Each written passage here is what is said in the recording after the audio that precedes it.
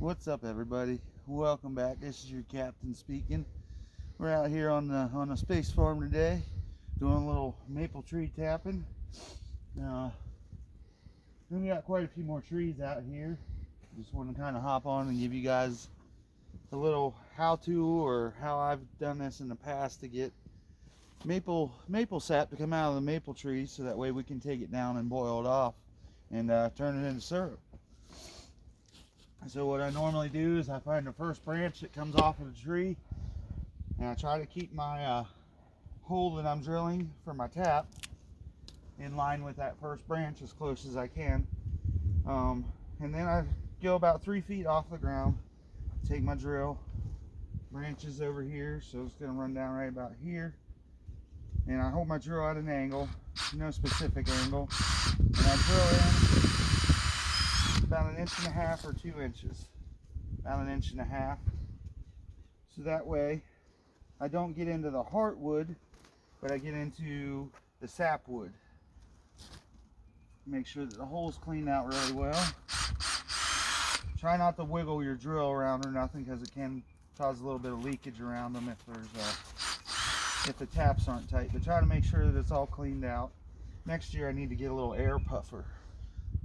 Maybe like a nose sucker outer thing, and stick in these holes to help blow this sawdust and stuff that's in here out of it, just the loose stuff. So now that I got that all cleaned out, I take my tap. It's a 1/4 inch tap. Find the end of my hose here, and I run a 1/4 inch line. It's rubber. Makes it a little bit nicer to work with. You can get it on the taps a lot easier. Try to push this on here. And then I got a rubber mallet. Very important to have a rubber mallet, not a metal one. It'll break your plastic taps if you have plastic taps like I have. And then you come over here, relocate your hole, make sure that everything's ready to go. Stick your tap in the end of that hole, and tap it on until it won't go no more. You don't want to smack it too hard, don't want to move it up and down, because obviously it's plastic, it'll break. Today it's a little bit warmer out. It's like 33 degrees today, which makes it kind of nice. And then we just went to Tractor Supply and got some food grade BPA free buckets and stuff. They're all brand new. Make sure that everything works all right, and then I find a spot down here on the ground just to set my bucket at. Get my little knife out, I set it down. The bucket's going to set where it's at. I'm going to have a lid on top, which will have a hole, so I want to leave a little extra room, but not too much extra hose. Get this cut off of here, don't get bloody. Cut towards your buddy, right? So there's that. Got my hose cut off where it'll go down into my bucket now. I'm gonna take one of these lids. It's amazing they sell the lids separately now. It's crazy. Everything used to. Make sure you do that away from my you. age, huh? Used to be everything was $1. But here's the lid. Look at that. Made in USA. Woo! So then I take my drill a hole in the top of my lid, kind of ream it out a little bit so that way the tubing will fit down in it. Make sure everything's blown off and nothing's loose. I wish the sap was flowing today, so that way we could give you guys an example of sap flowing down into the bucket.